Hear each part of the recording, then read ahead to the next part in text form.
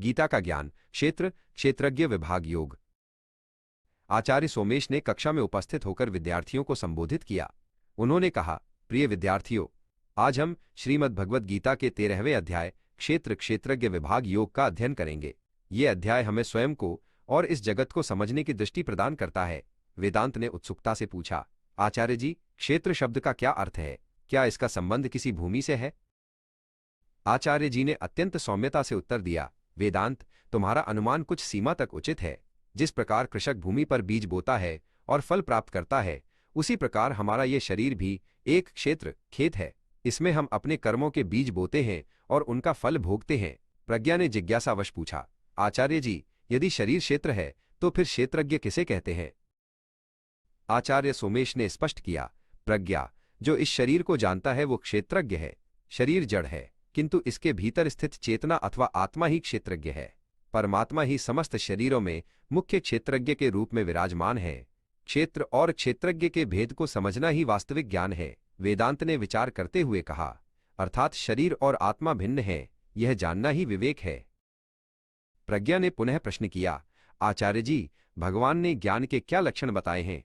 आचार्य जी ने समझाया, भगवान श्री कृष्ण कहते हैं कि मान सम्मान की इच्छा न करना, किसी प्राणी को कष्ट न देना, क्षमाशील होना, सरल व्यवहार रखना और गुरु की सेवा करना ही ज्ञान है। जिसमें ये गुण नहीं है वो अज्ञानी है। प्रज्ञा इन सद्गुणों को अपनी पुस्तिका में अंकित करने लगी। वेदांत ने पूछा, क्या इंद्रियों पर नियंत्रण भी ज्ञान का भाग है? आचार्य जी ने उत्तर दिया, हाँ वेदांत, विषयों के प्रति आसक्ति का अभाव, अहंकार का त्याग और जन्म मृत्यु के दुखों पर विचार करना भी ज्ञान है। जो सुख और दुख में विचलित नहीं होता और एकांत में रहकर परमात्मा का ध्यान करता है वो ज्ञानी है। वेदांत ने इन वचनों को आत्मसात करने का संकल्प लिया। आचार्य जी ने आगे बताया, इस जगत में दो मुख्य तत्व हैं, प्रकृति और पुरुष। प्रकृति जड़ है और समस्त परिवर्तनों का कारण है, जबकि पुरुष परमात्मा चेतन है, जो यह देख पाता है कि समस्त कर्म प्रकृति द्वारा किए जा रहे हैं और आत्मा अकर्ता है, वही सत्य को देखता है। वेदांत ने इस कठिन विषय को समझने हेतु एकाग्रता से सुना। प्रज्ञा ने पूछा, आचार्य जी, जो मनुष्य परमात्मा को सर्वत्र देखता है उसका व्यवहार कैसा होता है? आचार्य जी ने मंद हास्य के साथ कहा, वह व्यक्ति कभी किसी का अहित नहीं करता। वह देखता है कि जो अविनाशी तत्व उसके भीतर है वही अन्य सभी प्राणियों में भी है। ऐसी समदृष्टि रखने वाला मनुष्य परम गति को प्राप्त करता है। प्रज्ञा के मुख पर संतोष का भाव उभर आया। विद्यार्थियों, इस अध्याय का ये श्लोक अत्यंत महत्वपूर्ण है। आचार्य जी ने कहा, इदम शरीरम कौन्तेय क्षेत्रमित्य विधीयते एतद्यो वेत्ति तम प्राहुः क्षेत्रज्ञ इति तद्विदः।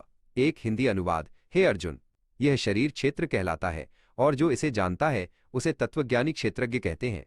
आचार्य जी ने समझाया कि शरीर परिवर्तनशील है किंतु जानने वाला स्थिर है। वेदांत ने इस श्लोक को श्रद्धापूर्वक दोहराया।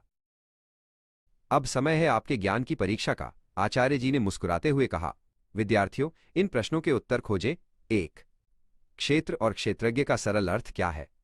2. शरीर को क्षेत्र खेत की उपमा क्यों दी गई है? 3. भगवान के अनुसार ज्ञान के किन्हीं 4 लक्षणों को लिखिए। 4. जो परमात्मा को सर्वत्र समान देखता है वो क्या नहीं करता? 5. प्रकृति और पुरुष में क्या अंतर है? वेदांत और प्रज्ञा ने इन प्रश्नों पर परस्पर चर्चा आरंभ की। अंत में आचार्य सोमेश ने आशीर्वाद देते हुए कहा, क्षेत्र और क्षेत्रज्ञ का ये विवेक ही जीवन को सार्थक बनाता है। आप सभी का मंगल हो।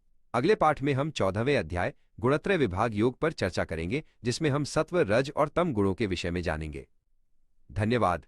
प्रज्ञा ने विनम्रतापूर्वक आचार्य जी को प्रणाम किया और कक्षा का समापन हुआ।